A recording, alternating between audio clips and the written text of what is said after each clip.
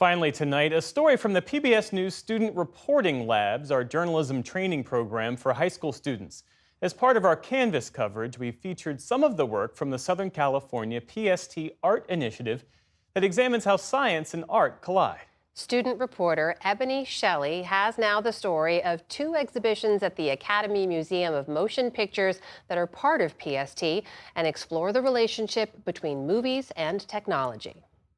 I often say that color is interesting because if it's done right, you don't notice it. You are perceiving it and it's impacting you. It's not being drawn attention to.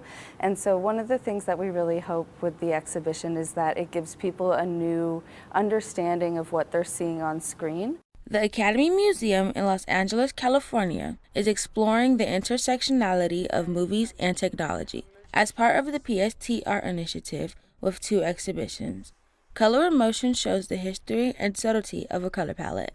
You know, we wanted to show people the intention behind color, how it really is an art form in itself and one of the kind of hidden arts of cinema. So the gallery in which we show all the costumes and props, we're showing Technicolor to present, so because we're showing how color in front of the camera really impacted people's processes. We have Natalie Kalmus, who's the color director, and she's really influencing the color palette of a movie. And so we see her name on a lot of Technicolor films, so you'll see her doing Wizard of Oz or movies, really notable Technicolor movies from that era. She's the one who's responsible for setting those palettes. You see a lot of super saturated, really vivid color films, especially in sci-fi today.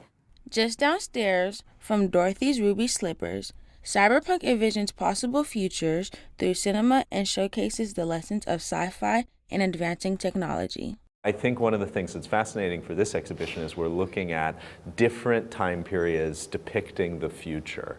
And what they're bringing to that imagined future, their own anxieties and concerns. What happens is in these stories, groups of rebels and people who are marginalized or pushed to the side on the peripheries fight for survival in the face of environmental collapse and societal ruin. In some ways, the technology is always pushing the filmmakers forward, and then the filmmakers are always pushing the technology forward.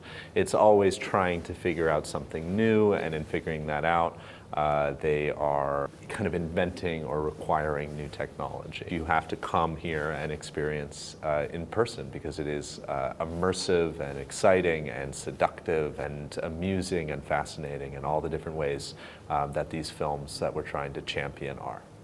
For PBS News Student Reporting Labs, I'm Ebony in Los Angeles.